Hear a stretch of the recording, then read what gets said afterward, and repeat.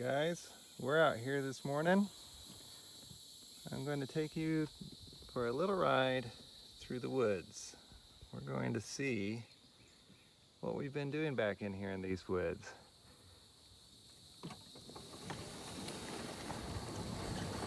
What we're trying to do is open the woods up and clear underbrush so that we can increase the diversity. Here's a little mulberry tree for us. Let's check and see if we can find a mulberry to eat. Oh, there's one.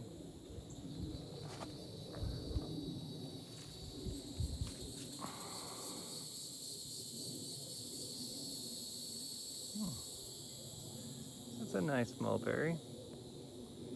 This is a red mulberry. This type of mulberry. That's very good.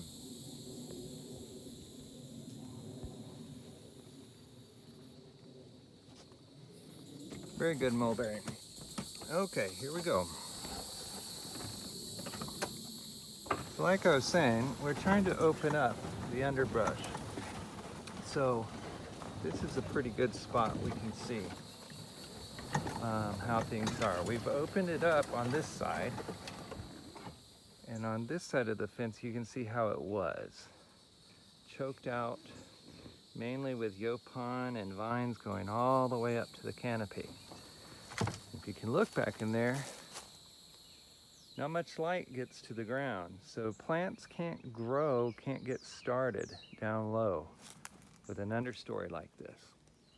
With an understory like this, a much wider variety of plants can grow because it's nice and open. Sunlight can get down to the ground.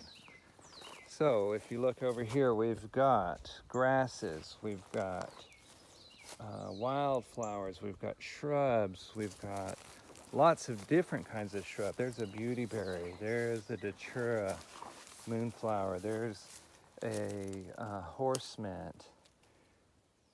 There's all sorts of shrubs and weeds and grasses. See the grasses down there getting started?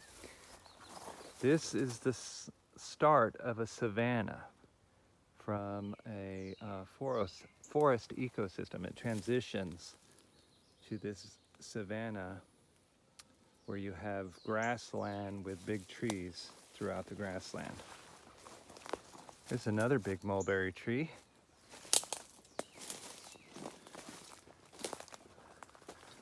Mulberries are a great tree to have. They grow very, very fast. As you can see, they use these big, giant leaves. Some of these leaves are much bigger than this. They use these leaves to soak up as much sun as they can. But they do produce fruit, and the animals, sheep and goats, see, they've eaten these tips off. They love mulberry leaves. All of this down below, see, they've stripped. Mulberry leaves have more protein in them than alfalfa. Alfalfa is a very common protein supplement for livestock. So as you can see back in these woods, they're starting to open up. We're starting to change the plant community.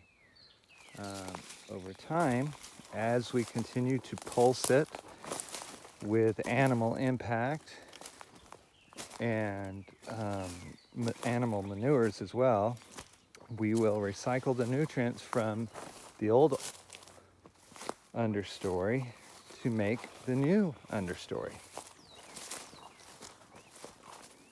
So let's continue on our little trek.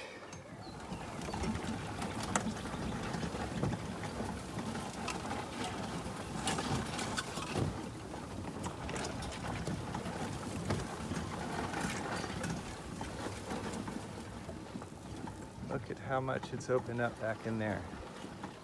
Look at the diversity of life now close to the ground. Over here, we'll look under that understory. There's zero life down at ground level,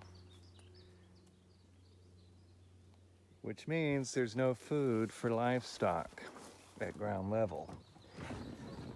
Sheep only will eat within the first 3 feet of a plant. Goats will reach higher. They'll stand up on their hind legs and reach way up into understories for shrubs and different kinds of leaves. So they'll reach up to maybe 5 to 6 foot if you have big goats. Cows, they don't really browse that much. They will a little bit around the edge. Certain things that they like, they'll browse some of the shrub, but they don't make a significant impact. They do, however, trample shrubs. And if you can bait them to come into an area in high density, they will trample the shrubs down for you. Because, you know, a herd of 30 cows is about 15 tons. And there's not a shrub out here that won't buckle under 15 tons. Now back in this part of the woods, we have not cleared out as much. We've taken a lot of the underbrush, but our canopy is much denser because we have eastern red cedars and a lot of trees that are spaced close together. So over time, we need to open this canopy and pick the less desirable trees, like this crooked one here, and remove them, pull them out. You know, trees, I like trees that look like this one coming up, that's all bent over, but as a tree form, it's not a great one.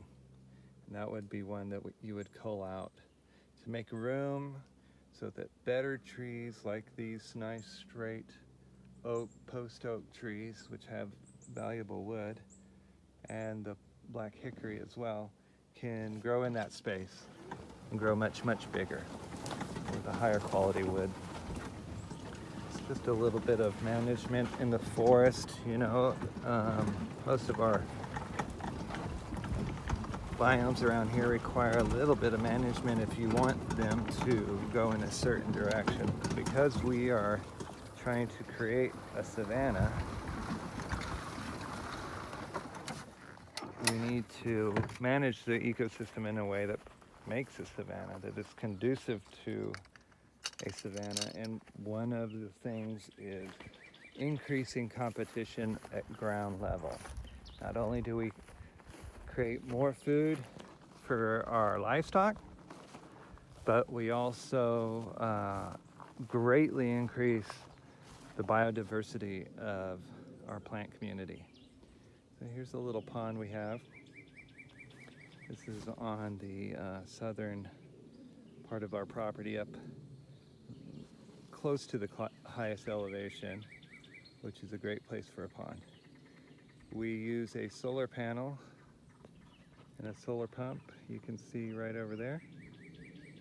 And we pump water from this pond up to the very highest point on our property with solar power into a tank. And the reason for that is that then from that tank we can water anywhere. Any of our pastures can have a water point. We have buried lines throughout, and at any point there along those buried lines there's pressurized water, so it's protected from freezing, it's protected from the heat, it's protected from animals, but you can access it at any time at various locations throughout the property. We have pressurized water with nothing beyond just a little bit of sun, you know, sun power and gravity. That's it. We don't have any big pumps to maintain, any big pumping stations and filters and all that kind of stuff.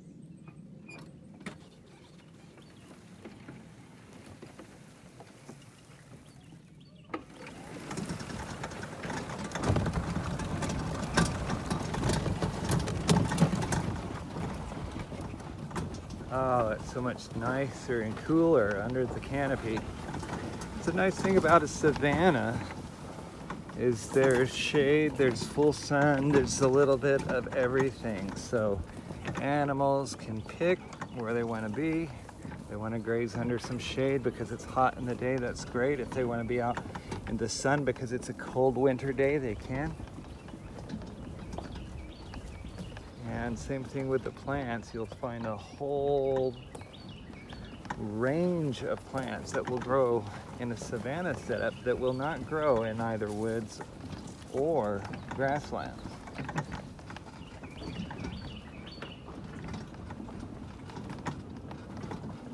You also increase a lot of the biodiversity in your animal life, your bird populations especially. Most birds desire an open understory. A lot of the bigger birds like turkey and owls and things like that, they absolutely have to have it, because a closed understory like that right there is a great place for a predator to hang out. And it could be 5 foot away from you and you wouldn't even see it until it's too late. But an open understory, a turkey can sit here and he can look all the way across there and see. There's no coyote sitting there. There's no bobcat. He can safely enter this space and be able to defend itself, or at least get away, have a chance.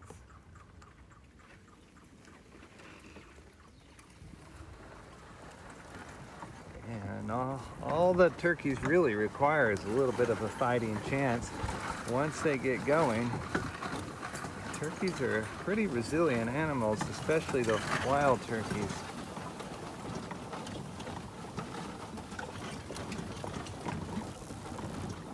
So that's it for today. Just a little drive through the woods and the different transitions from savanna, woodland, and closed understory to an open understory. And oh, wouldn't you know it, here's the mulberry tree again. Oh, let's see if we can find one to, oh, there we go.